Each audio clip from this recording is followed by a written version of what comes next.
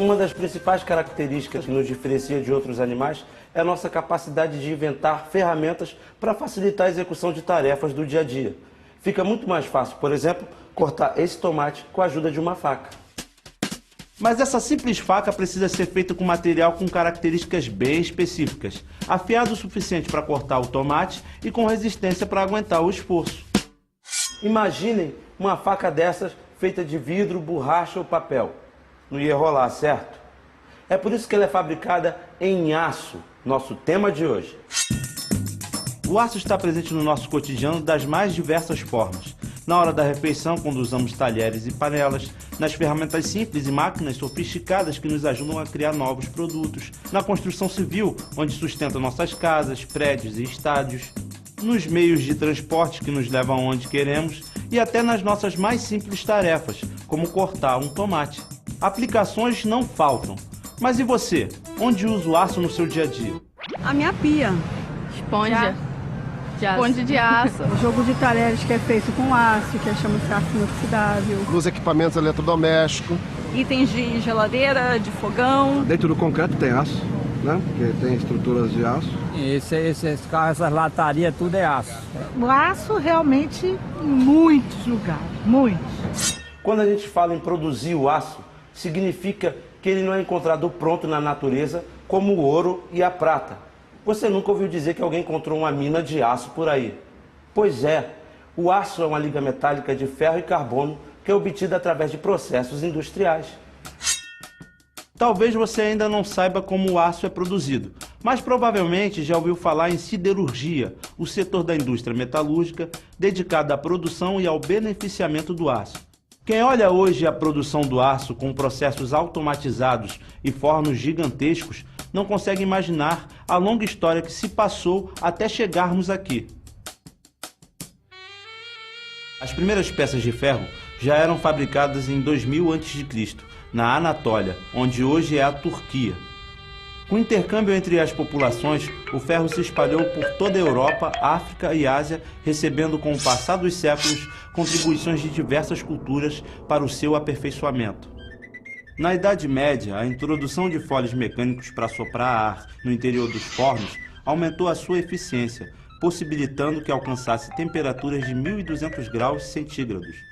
Com isso, o homem conseguiu produzir ferro em estado líquido, o que multiplicou as suas possibilidades de uso a partir das técnicas de fundição. A grande mudança só ocorreu, porém, em 1856, quando se descobriu como produzir aço. Isso porque o aço é mais resistente que o ferro fundido e pode ser produzido em grandes quantidades, servindo de matéria-prima para muitas indústrias. Hoje, graças a estas qualidades e ao baixo custo de produção, o aço representa 90% de todo o metal consumido no mundo. O ferro existe em abundância na natureza, mas ele raramente é encontrado em estado puro. Em geral, está combinado com oxigênio na forma de óxidos de ferro, como a hematita, por exemplo, contida nessa rocha aqui. O ferro usado na fabricação de aço é extraído de minérios como este. Já vimos que o aço tem várias aplicações e que é o metal mais utilizado no mundo. Uma das razões do seu uso ser tão amplo é que suas matérias-primas são facilmente encontradas na natureza. O carbono e o óxido de ferro são materiais que existem em abundância na superfície terrestre. Aqui no Brasil, por exemplo, temos a Jazida de Carajás, no Pará, a maior mina a céu aberto do mundo. Das minas de óxido de ferro, como Carajás, até a transformação em aço, há um longo caminho a ser percorrido. Primeiro, o minério precisa passar por um processo de redução preferencial, onde o oxigênio presente no óxido de ferro é extraído. Impurezas como fósforo, silício, enxofre e manganês também são retiradas do ferro fundido, que precisa passar ainda por uma etapa de refino. A proporção correta das quantidades de carbono permite que o aço obtenha suas principais características, maleabilidade e tenacidade. Todo esse processo é feito em siderúrgicas, que se dividem em dois tipos: as usinas integradas, que produzem aço a partir do minério de ferro, e as usinas semi-integradas, que produzem aço a partir da sucata metálica. Olhando assim parece simples, mas será? Vamos dar uma olhada para vermos como todo esse processo é complexo. A cadeia de produção do aço tem início nos pátios de matérias-primas, onde são armazenadas enormes quantidades de minério de ferro e carvão mineral. De uma maneira geral, para cada tonelada de aço produzido, você necessita da ordem de 2,5 a quase 3 toneladas de matérias-primas. O carvão mineral possui uma dupla função na produção do aço. Primeiramente, ele serve como combustível para o alto forno. Além disso, o carbono presente na sua composição tem um papel decisivo na redução do minério de ferro. Esse carvão mineral, entretanto, ele não pode ser usado diretamente nos processos. Então, ele precisa ser, inicialmente, tratado numa operação chamada de coqueificação. A coqueificação nada mais é do que você retirar a matéria volátil do carvão mineral, aquecendo a altas temperaturas na ausência de oxigênio. Após 16 horas de exposição a temperaturas de até 1.300 graus centígrados, quase toda a matéria volátil presente no carvão mineral é extraída. Esse material que fica é o que nós chamamos de coque. O coque é um material esponjoso e cinza, composto de 88% de carbono. Depois de resfriado, ele é descarregado na rampa, enviado por correias transportadoras até os altos fornos, onde será consumido na produção do ferro gusa. Além do carvão e do minério de ferro, o calcário é também uma das matérias-primas do aço. Ele é utilizado como fundente na etapa de sinterização para aglomerar grãos finos de minérios de ferro que não poderiam ser colocados no alto forno de outra maneira. Na sinterização, os finos do minério de ferro são misturados com um fundente e um material combustível, nesse caso, os grãos finos do coque. Essa mistura é, então, carregada na máquina de sinter e passa por baixo de um forno de ignição, onde o coque entra em combustão, proporcionando a energia necessária para o processo. Com o calor da queima do coque, o calcário se funde e passa para o estado líquido. Após ser resfriado, ele se solidifica, aglomerando os finos de minério de ferro em pedaços maiores que, depois de britados e peneirados, são chamados de sinter. Produzidos o coque e o sinter, as matérias-primas estão prontas para serem transportadas até o alto forno, o equipamento mais importante de uma usina integrada.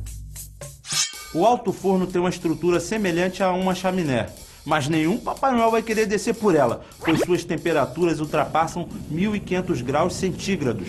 As matérias-primas, minério de ferro e coque, são adicionadas alternadamente pela parte superior do forno.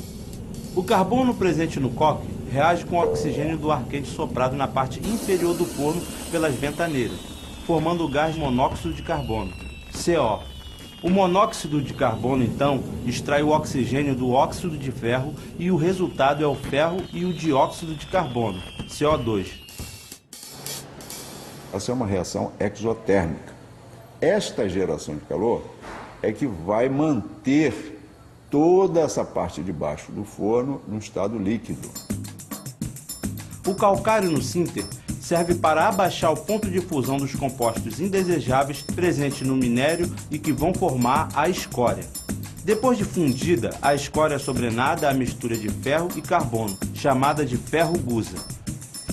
A escória e o gusa são vazados por furos localizados na base do alto forno.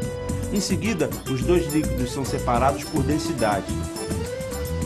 O ferro gusa é conduzido por canais refratários até os carros torpedo, que o levam para a aciaria, onde acontece a próxima etapa da produção do aço. Embora seja uma liga de ferro e carbono, o gusa se distingue do aço por possuir uma alta concentração de carbono, em torno de 5%, e apresentar alguns elementos residuais como silício, enxofre, manganês e fósforo.